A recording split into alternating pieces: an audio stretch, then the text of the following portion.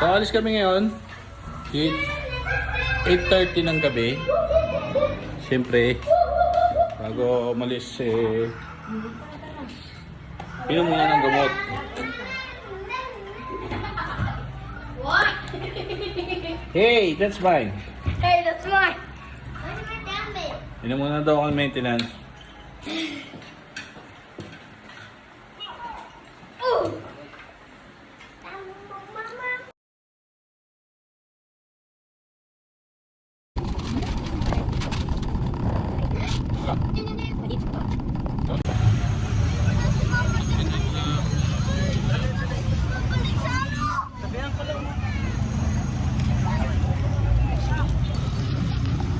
Grabe ito, pati kami ito 11 o'clock. Alam nyo kung gaano kahaba ang pila? Alam, mula doon hanggang doon sa dulo. Grabe lang si Diwata.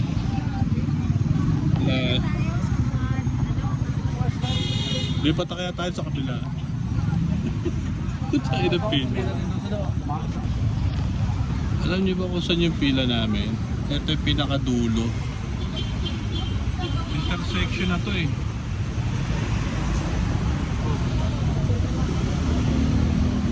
Dito kami sa intersection. Yan yung pila.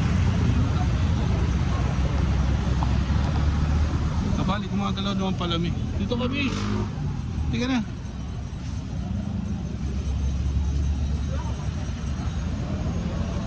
Dito yung dulo. Oras 11 o'clock. 11 o'clock yung tumating kami rito. So alam niyo kung nasa yung pila namin. Andito kami sa intersection mismo. Iba hanggang paliko. Grabe, ang haba ng pila. Tanya yan. Haba ng pila yan. Oo, grabe. Wala ka maparkingan dito. Pero tingnan natin kung worth it naman. Ayan, oh.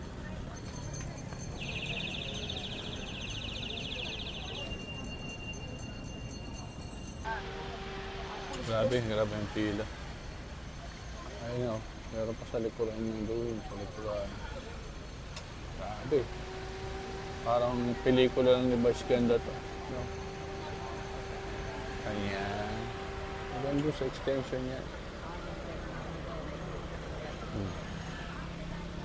Kaya ako may baon ng tubig. So, oras na. 11:10. Naka 10 minutes na ako. Andun pa sa dulo. O yan, lahat ng customer Diwata. O, mga 20 minutes na kami dito. Lagpas na kami sa may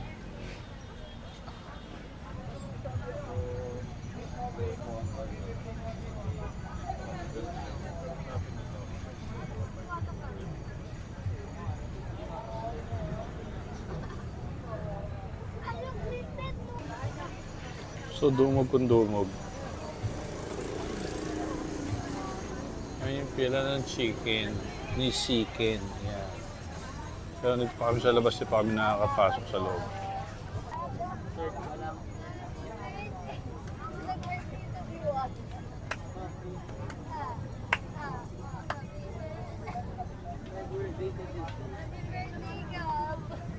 Atlet may laruan na. Tawag doon bomba. Overload ice cream.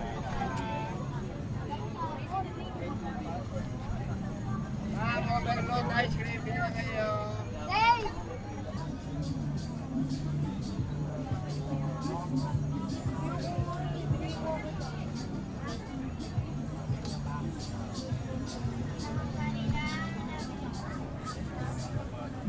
Ito yun. Kapag tumakbo sila, Bali dito pala magbabayad. kaso walang pa. Pero ikot na to, ipaikot pa yung pila na yan. Tapos dito ka magbabayad. Dito ka bibigyan ng stub.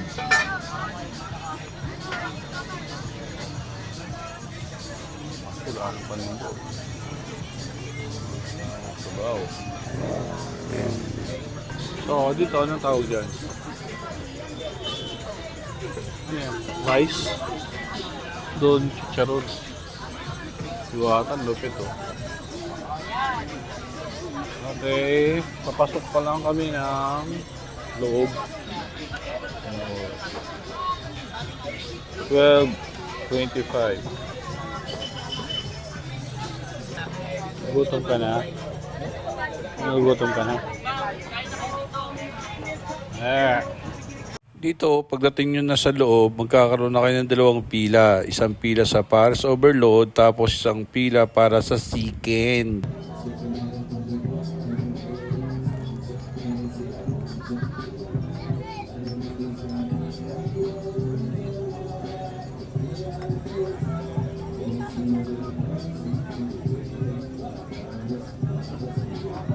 Bali dito, naghiwalay na kami ni Mami ng pila. Siya ay nakapila sa Paris Overload. Ako naman sa Chicken.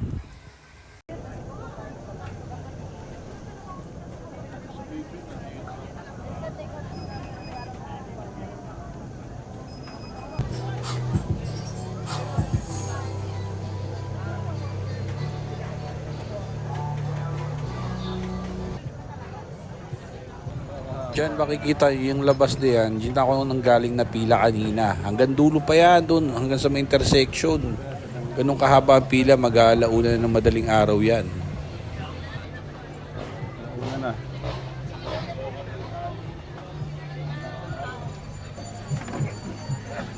Grabe haba oh. Meron pa sa labas oh. Doli. 130. Malapit na. Malapit na. Malapit na. Dito lang kami natagalan sa Chicken kasi naubusan siguro ng pritong manok. Yung iba niluluto pa kaya medyo nahinto yung pag-ikot ay paggalaw ng pila. Sobrang tagal. Walang galaw sa Chicken. Hina pa kami rito. Anong oras to?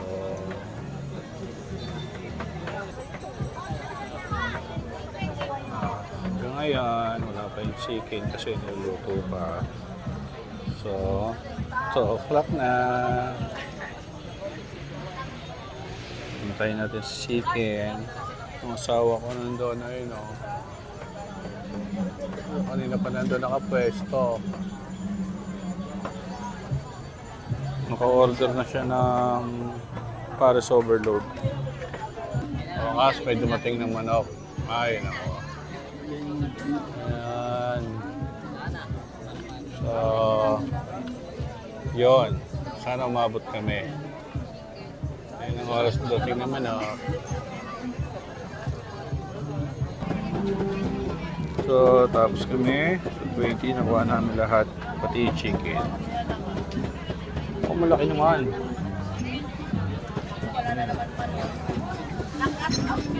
Oh.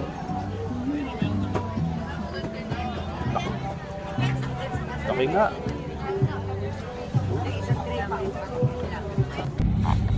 Ay nako, dahil sa Reker, hindi na namin nakain. Tinake out na lang namin to. Oh, anong oras kami? Oh, 2:30 pa lang oh. Mag-isip pa lang sana kami kumain, biglang tumawag na may Reker. O yan, tinake out na lang namin. Ayan. Pati yung soft drink, hindi pa namin nakuha oh. Oh. Andito pa yung pang soft drink. Loko-loko itong mga Reker na to. Madaling araw na, nagre-Reker pa. Ayan. Oh. Luminis bigla. Ay, naku.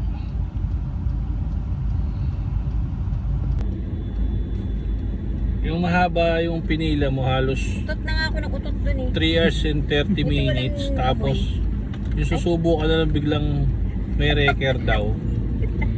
Ay, dahil ko pati in order. Anto nga kami ng space. So ayan, pauwi na lang kami. Hindi ako nakakain ng ano. Nakakain ng Diwata Paris. So hello, good morning.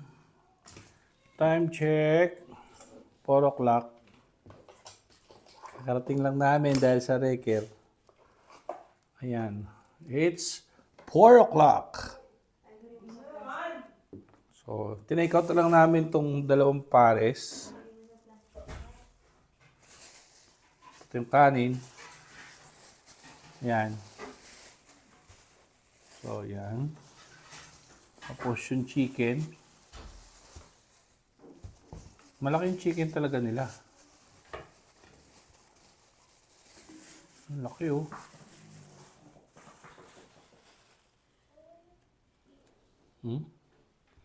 Kabahan ka na McDo, Jollibee.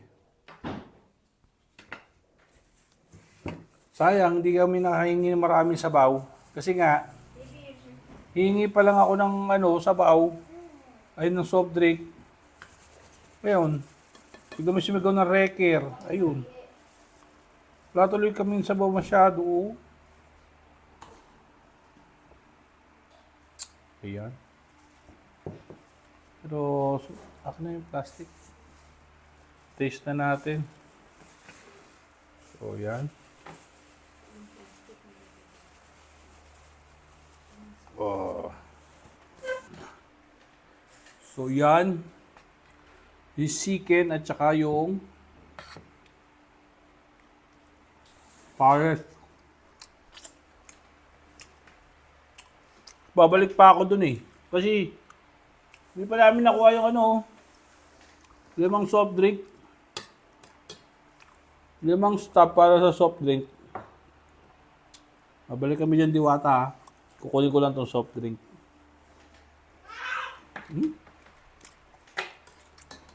Sayang sabaw, konti lang eh.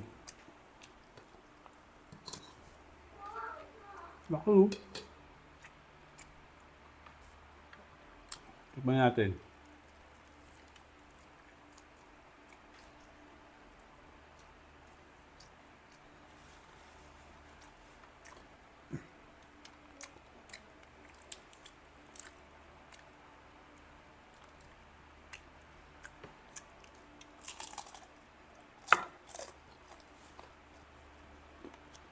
Oh.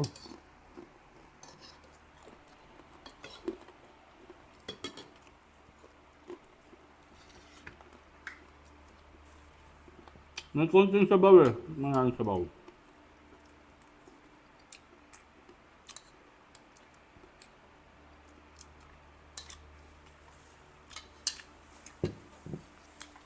Medyo maalat lang. Medyo maalat. Kulang ng kalamansi. Kasi hindi ako nakakuha ng kalamansi eh. Chicharong bulaklak.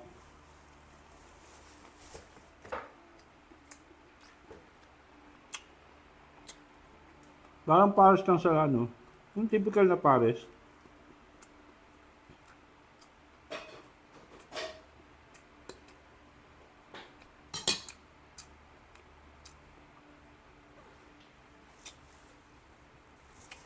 Hindi lang, typical na pares.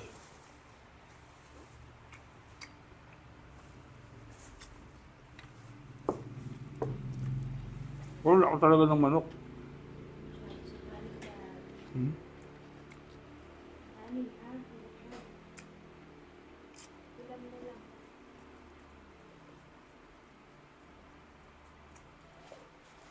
Yung manok, parang kanto fried chicken style.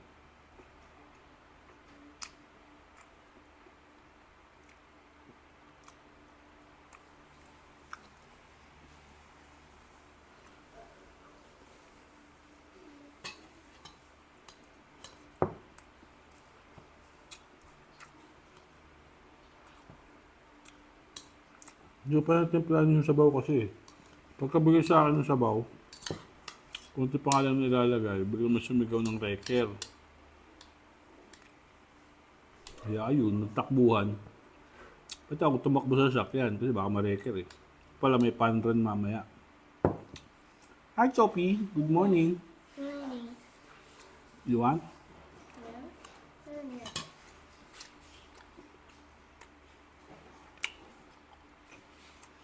Ha!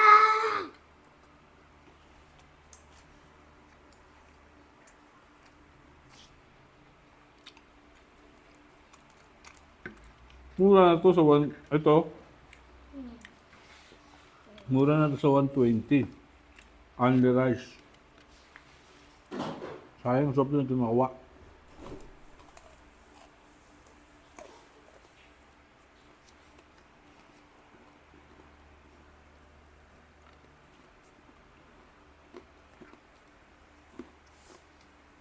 Bumili na lang ako ng soft drink.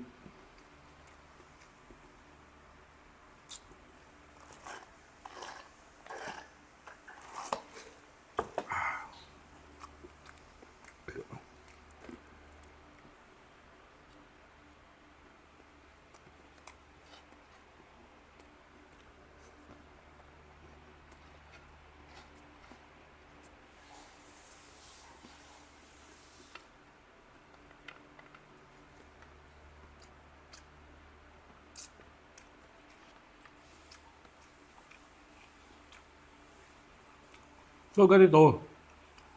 All in all, sa presyo niyang 120, only rice, may soft drink. Ito 100, only rice. Okay na. Saka makakuha ng ganyan, libre, free yung ano. Alam niyo, bakit ang tingin ko lang, kaya nasasabi ng iba na hindi masarap, na hindi sulit, kasi yung haba ng pinipila. Totoo lang, napakatagal ng pila. Dumating kami doon 11 o'clock. Natapos ako ng dito sa Chicken na pagpila ng mga 2:20. 2:20 ng madaling araw.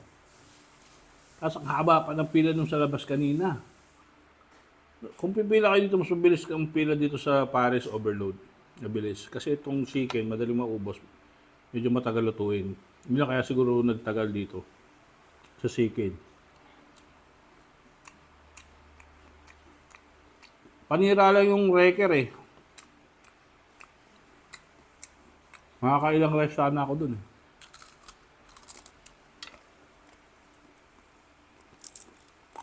So yun lang.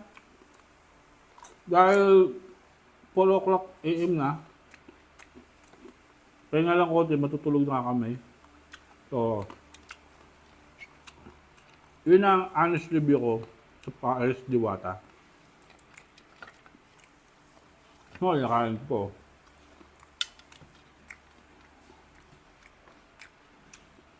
Malaki manok, malaki. Style Canto fried chicken.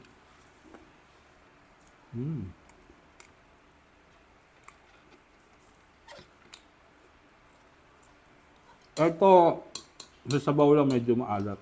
Pero iba-iba naman panlasa natin eh. Lagyan mo na ng kalamansi, saka chili sauce. Pasok na.